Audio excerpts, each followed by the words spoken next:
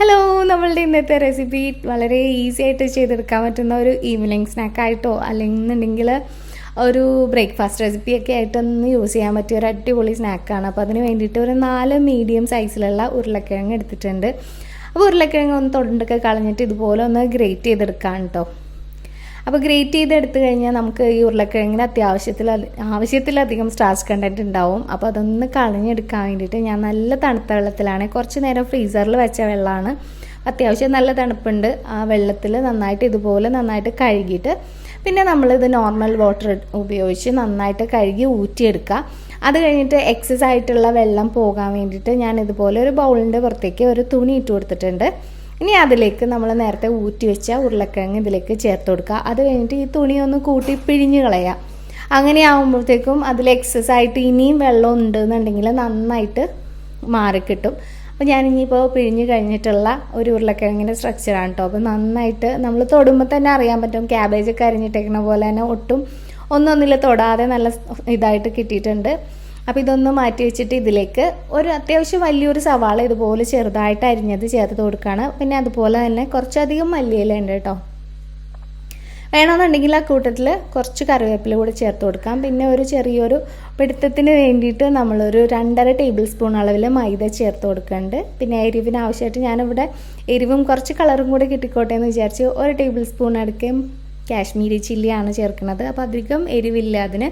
പിന്നെ ഒരു 1/2 ടീസ്പൂൺ അളവിൽ മഞ്ഞൾപ്പൊടി ചേർക്കുന്നുണ്ട്. ഇനി ഇതിലേക്ക് നമ്മൾ സ്പൈസിക്ക് ഒരു 1/2 ടീസ്പൂൺ അളവിൽ വറ്റൽമുളക് പൊടിച്ചതും പിന്നെ കുറച്ച് കുരുമുളക് പൊടിയും കൂടെ ചേർക്കാം കേട്ടോ. അപ്പോൾ ഒരുപാട് സ്പൈസി വേണം എന്നുള്ളവർക്ക് മാത്രം അത് ചേർക്കാം, അല്ലാന്നുണ്ടെങ്കിൽ കുരുമുളക് പൊടി ഇട്ടില്ല എന്നുണ്ടെങ്കിലും കുഴപ്പമില്ല. അപ്പോൾ ഇതിലേക്ക് നമ്മൾ ഗരം മസാല ആവക ഒന്നും ചേർക്കണില്ല. പിന്നെ ആവശ്യത്തിന് ഉപ്പാണ് ചേർത്ത് കൊടുക്കുന്നത്.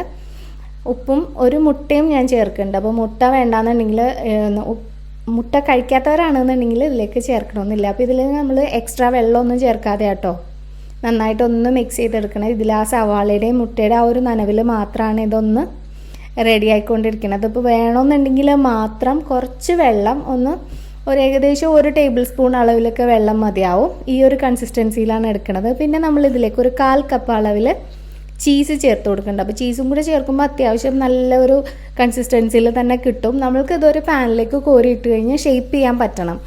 ആ ഒരു രീതിയിൽ വേണം നമ്മളിതൊന്ന് മിക്സ് ചെയ്തെടുക്കാൻ വേണ്ടിയിട്ട്.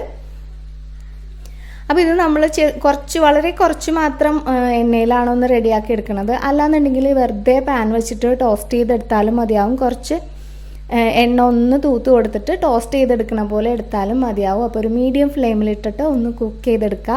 കാരണം നമ്മൾ ഇതിലേക്ക് എല്ലാം റോ ആയിട്ടുള്ള ഇൻഗ്രീഡിയൻസ് അല്ലേ എടുത്തേക്കുന്നത്. അപ്പോൾ അതുകൊണ്ട് തന്നെ ഒരു മീഡിയം ഫ്ലെയിമിലിട്ടിട്ട് കുക്ക് ചെയ്തെടുക്കുക കേട്ടോ. അപ്പോൾ 2 സൈഡും ഇതുപോലെ ഞാനൊരു ബ്രൗൺ കളറിലേക്ക് എടുത്തിട്ടുണ്ട്. വല്ലാണ്ട് അങ്ങ് ബ്രൗൺ കളർ ആവണ്ടേ. ഇതിപ്പോൾ ക്യാമറയിലെ ആ ഒരു വിഷ്വൽ നിങ്ങൾക്ക് അങ്ങനെ കാണുമ്പോൾ തോന്നണതാണ് ഒരു റെഡിഷ്നെസ് കൂടുതൽ. ഇത് ശരിക്കും നമ്മളുടെ സാധാരണ ഒരു ബ്രൗൺ കളറിൽ കണ്ടിരിക്കുന്നത്. അപ്പോൾ ഇത് ഞാനിങ്ങനെ മാറ്റിയിട്ടുണ്ട്. പിന്നെ വേറെ രീതിയിലും കൂടി നമുക്കിത് ചെയ്യാം കേട്ടോ. നമ്മൾ പോളയൊക്കെ ചെയ്യില്ലേ, ക്യാരറ്റ് പോളയൊക്കെ ചെയ്തില്ലേ, ഒറ്റ ഇതിന് പാനിൽ ഫുള്ളായിട്ട് ഞാനിതുപോലെ 2 സൈഡും കുറച്ച് ഓയിൽ ഒഴിച്ച് കൊടുത്തിട്ട് ഒന്ന് കുക്ക് ചെയ്തെടുത്തിട്ടുണ്ട്. അപ്പോൾ അങ്ങനെയാണെന്നുണ്ടെങ്കിൽ ഇങ്ങനെ കട്ട് ചെയ്തിട്ട് നമുക്ക് സെർവ് ചെയ്യാം. അപ്പോൾ രണ്ടാണെങ്കിലും നിങ്ങളുടെ ഇഷ്ടത്തിന് ചെയ്യാം. തീർച്ചയായിട്ടും വളരെ ടേസ്റ്റി ആയിട്ടുള്ള ഒരു സ്നാക്കാട്ടോ.